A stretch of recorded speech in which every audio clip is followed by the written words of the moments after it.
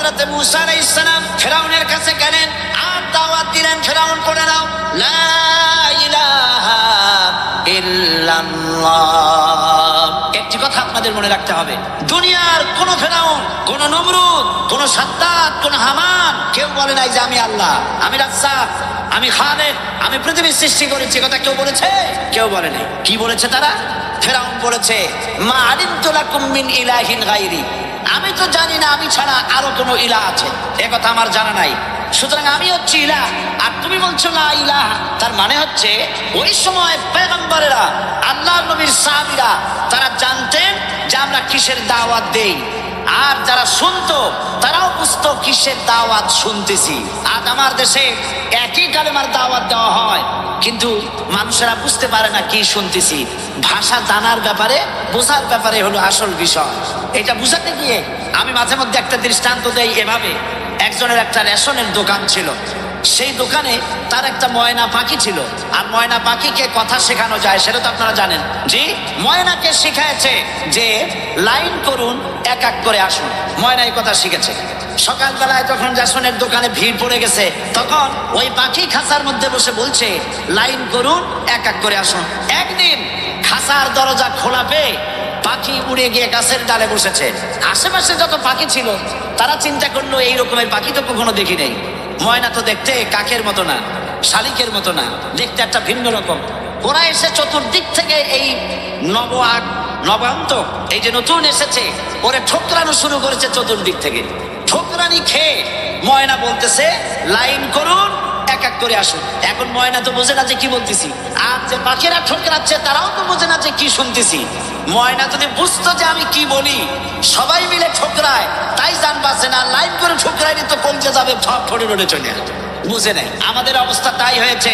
যখন হযরত মুসা আলাইহিস সালাম দিলেন, ফিরাউন বলল আমি তো জানি না যে আমি ছাড়া আরো কোন ইলাহ আছে, আইনদাতা তো আমি, তুমি নতুন কোথা থেকে আইনদাতা নিয়ে আসছো? ফিরাউন বলছে দেখো, আমারে বাদ দিয়া যদি অন্য কাউকে ইলাহ বলে তুমি মানো, আর সেই শিক্ষা তুমি যে জাতিকে দাও, তাহলে আমি তোমাকে ধরে লা আজআলান্নাকা মিনাল মাসজুনিন, আমি তোমাকে কারারুদ্ধ করব, আমি তোমাকে জেলখানায় ঢুকিয়ে দেবো। রাষ্ট্রশক্তি প্রথম বাধা দিল কারা? বলেন সবাই। সেই বাধা কি ওখানে শেষ হয়েছে না এখনো আছে? আছে কিনা জোরে বলেন। আমি তোমাকে জেলখানায় ঢুকাবো। হযরত মুসা আলাইহিস সালাম বলেন ফিরাউনের জেলের ভয় আমি করি না, আমার কি জেলের ভয় দেখায় লাভ নাই, আমি আল্লাহ পাকের পয়গম্বর হযরত মুসা আলাইহিস সালাম। ফিরাউনের দলবল আছে, লোক লস্কর আছে, তার অস্ত্রের অভাব নাই। আল্লাহ রাব্বুল আলামিন মুসা আলাইহিস সালামের কাছে একটা অস্ত্র দিয়া দিলেন। দিছিলেন কিনা? আল্লাহ পাক হযরত মুসাকে বলেছেন ওয়া মা তিলকা বিয়ামিনিকা ইয়া মুসা, মুসা রে তোমার হাতে ওটা কি? মুসা আলাইহিস সালাম বললেন এটা লাঠি। আল্লাহ পাক বললেন ফেলে দাও লাঠি। লাঠি ফালায় দিলেন। কি হয়ে গেল? হিয়া হাইয়াতুন তাসআ, লাঠি হয়ে গেল।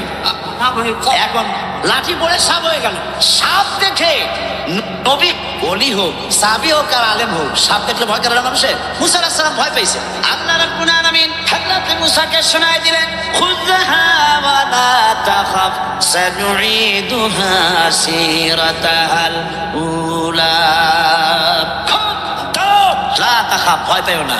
আল্লাহ বলছেন ধরো, ভয় পেও না, ধরার সঙ্গে সঙ্গে স্বাভাবিক অবস্থায় ফিরে আসবে, আবার লাঠি হয়ে যাবে।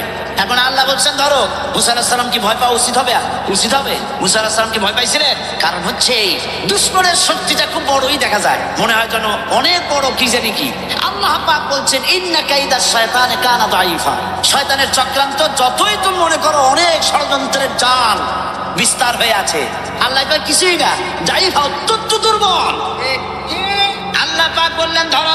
মুসা আলাইহিস সালাম সাপ ধরলেন, সঙ্গে সঙ্গে লাঠি হয়ে গেল। ফিরআউন বরদাস্ত করলো না, রাষ্ট্রশক্তির পক্ষ থেকে আক্রমণ শুরু হলো। অপরাধ কি? মুসা আলাইহিস সালামের অপরাধ কি? কি অপরাধ?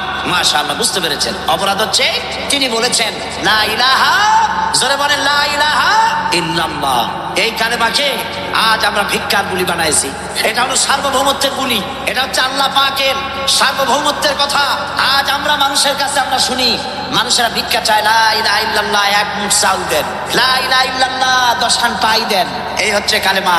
জিকির। আবার কেউ কেউ জিকির করতেছে লা ইলাহা আস্তে ইল্লাল্লাহ জোরে, এমন জোরে কলব সাফ করে, কলব তাতে থাকলেও পারে গেলেও পারে। এই কালেমা সাফ এর আঘাত পয়গম্বররা মেরেছেন। হযরতে মুসা আলাইহিস সালাম যখন বলেছেন লা ইলাহা ইল্লাল্লাহ, এই ধাক্কা ফেরাউন বরদাস্ত করতে পারে নাই।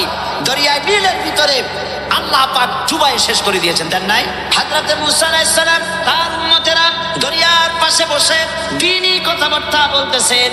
এমন সময় ফেরাউন, তার শত্রু হচ্ছে মুসা আলাইহিস সালাম। শত্রু কেন? মুসা কি ফেরাউনের পাকা ধানে মই দিয়েছে নাকি? বলেন আপনারা। তার হালের গরু পিটায় মারছে নাকি?